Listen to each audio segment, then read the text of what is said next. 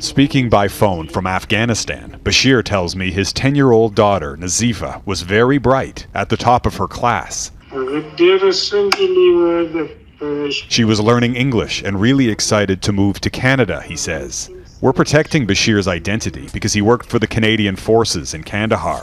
After the Taliban took over in August, his family was approved to move to Canada. But they're stuck with no way out of the country. Last week, Bashir's family was driving past a Taliban checkpoint. They thought the guard was waving them through, but then one of the Taliban started shooting at their vehicle. The bullets struck and injured his brother-in-law and his niece. Bashir's daughter, Nazifa, was shot in the head and didn't survive. It's unclear why they were targeted, but Bashir believes it was because he had worked for the Canadians. I am lost. My daughter is gone, and I'm afraid for the rest of my family, he says. There's a 10-year-old girl who was shot in the face when she should have been on her way to Canada. I can say that with no doubt in my mind. This was avoidable. And it was bound to happen.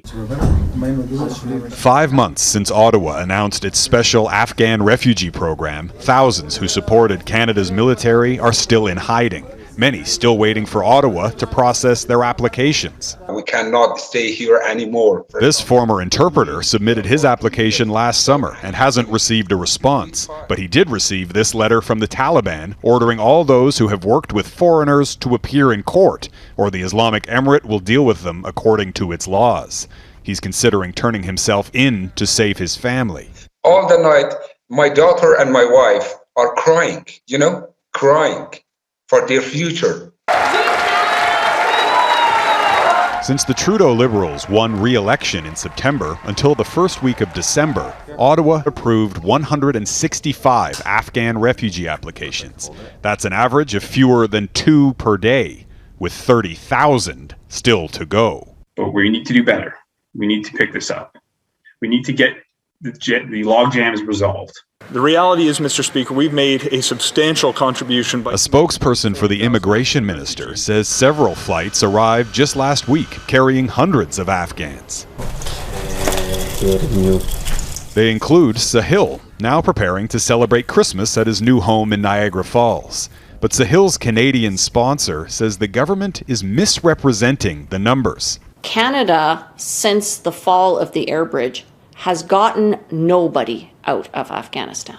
The recent arrivals, like Sahil, are privately sponsored refugees who are already living outside Afghanistan and eligible to come to Canada, part of a separate program from those who supported the military and remain trapped. We need to focus on finding a viable solution within Afghanistan to get people out. Ottawa expects it will take 2 years to bring all 40,000 refugees to Canada. Not soon enough for most families, and already too late for Nazifa. Jeff Semple, Global News, Toronto.